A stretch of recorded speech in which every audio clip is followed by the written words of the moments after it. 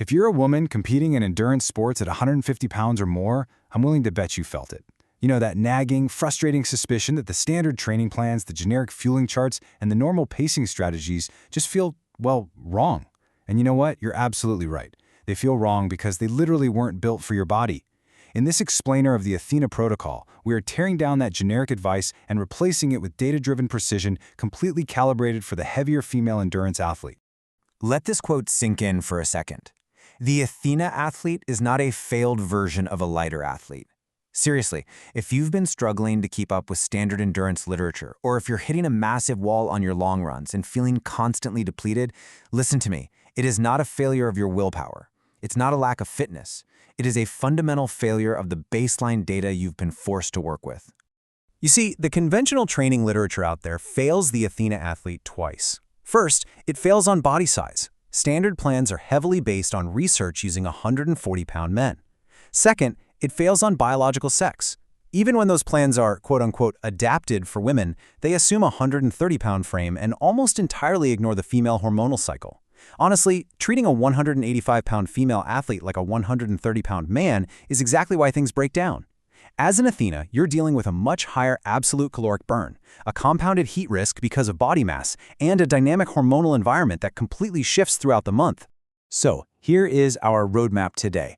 We're going to build a systemic correction across 5 key variables: fueling, thermoregulation, heart rate and volume, the hormonal variable, and joint defense. No fluff, just the protocols you need. Let's get into it. Starting with Section 1, Fueling the Athena Machine. The total energy expenditure for an Athena athlete in a rigorous training block is almost always way higher than what a standard online calorie calculator is going to tell you. Think about it. You are moving more mass, which requires a larger absolute engine, which demands more fuel. Look at the exact race day math here. The biggest mistake Athena athletes make isn't eating too much. Actually, scratch that. It's actively eating too little. If you weigh between 165 and 175 pounds, you need 60 to 70 grams of mixed carbohydrates per hour during long efforts.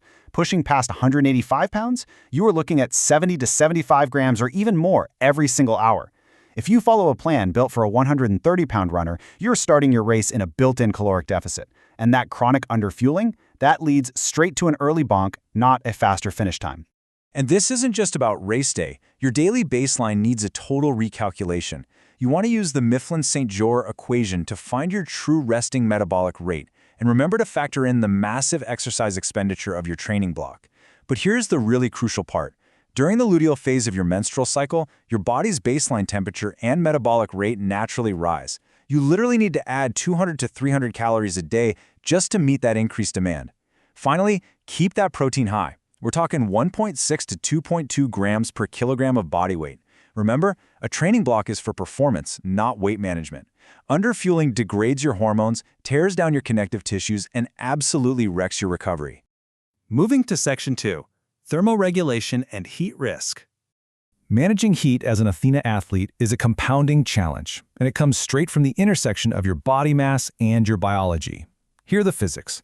Larger bodies produce heat faster than they can dissipate it, simply because volume increases faster than surface area. Now add your hormonal cycle to that equation. During your luteal phase, the hormone progesterone adds 0.3 to 0.5 degrees Celsius to your baseline core temperature, meaning if you are racing in the second half of your cycle, you're basically starting the race preheated.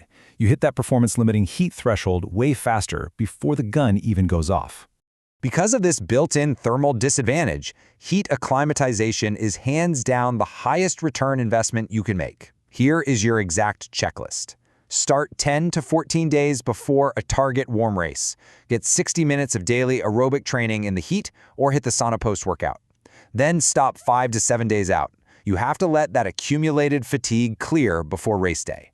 What this does is expand your blood plasma volume, giving your cardiovascular system a massive buffer to cool your skin while still delivering power to your muscles. It's a real game changer. Section 3, Heart Rate and Volume. Okay, standard advice like a generic 10% weekly mileage increase or one-size-fits-all heart rate zones, that will actively break a heavier athlete down. Instead, you need polarized training. Look at this zone distribution.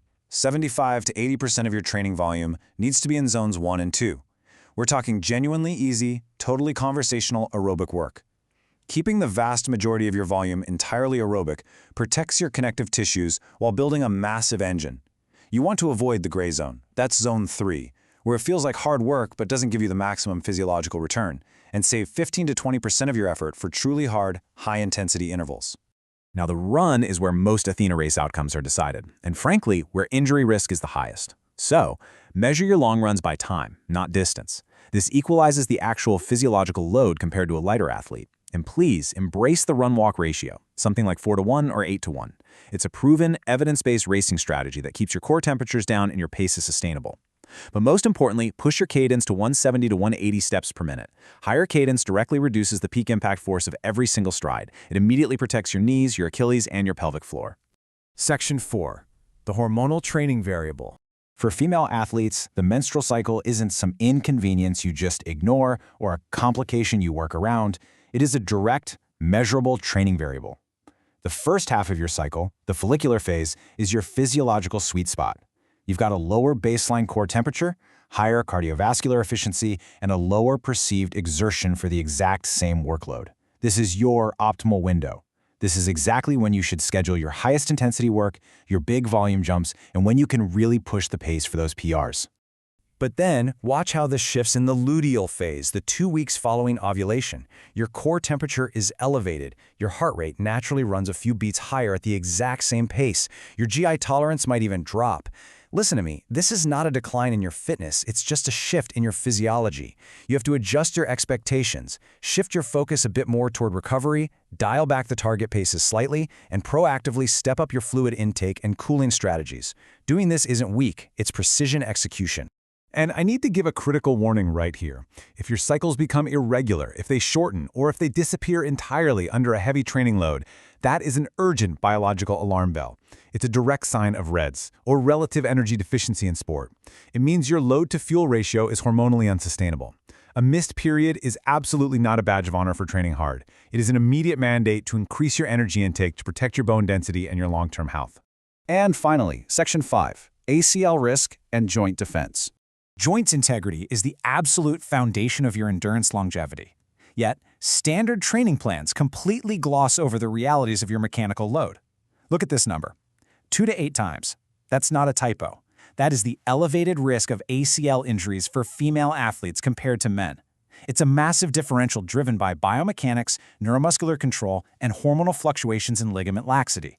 When you compound that baseline female risk with the higher absolute load of Athena body weight bearing down on those joints with every stride, protecting your knees has to become priority number 1. So here is your joint defense protocol. First, conservative load progression. Never add more than 10 minutes to a weekly long run. Second, strength training twice a week is totally non-negotiable. You have to prioritize heavy posterior chain work and single leg stability exercises to build that ACL protective armor. And third, ensure you have adequate estrogen by fueling properly. Estrogen is heavily responsible for collagen synthesis and bone remodeling. You simply cannot build strong joints on an empty tank. So, bringing it all together, you are an Athena. Those generic training plans, they were written for someone else's body. But everything we've just gone through has now been explicitly calibrated for yours. Your absolute aerobic engine is incredibly powerful, and the problem-solving resilience you've built while navigating a sport that wasn't designed for you is a massive psychological advantage.